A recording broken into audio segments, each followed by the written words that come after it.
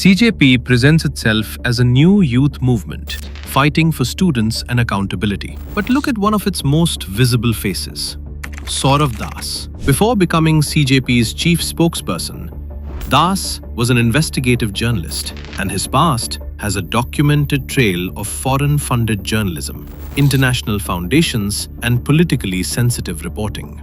So the question is simple. Is CJP just a spontaneous youth movement, or is it emerging from an ecosystem that already had foreign-funded voices operating in India? Let's start with what is documented. The US-based Thakur Family Foundation records an award to Saurav Das for reporting on public health in India. And according to research published on the foundation's grants, Das received $3,381 under this funding. But here's where the controversy begins. The research found that the funding was categorized under public health, while Das's linked work included an Article 14 investigation on Pegasus and reporting involving politically sensitive issues. The funding itself is not disputed. The Thakur Foundation's own records establish the relationship.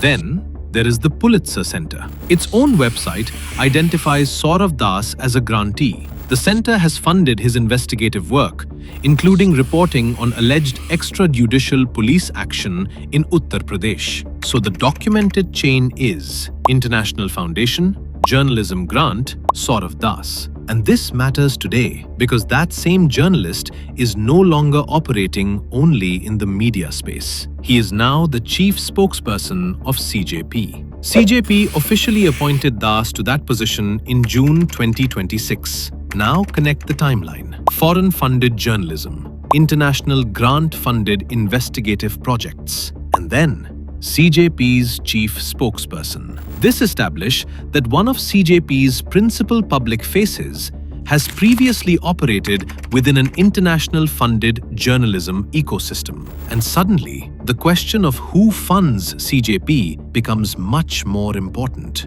Because when a political movement is led by people with previous connections to foreign-funded organizations, its own funding should be completely transparent. The focus is not just Saurav Das in isolation, but towards a wider network around foreign-funded journalism and advocacy in India. The Thakur Family Foundation has funded multiple Indian journalists and organizations. The Pulitzer Center has also funded journalists working on politically sensitive Indian issues, and critics have attempted to connect parts of this ecosystem with organizations associated with George Soros and open society foundations. But a funding relationship is not by itself proof of operational control. The real issue is whether these networks are being used to influence India's political narrative. And that brings us back to CJP.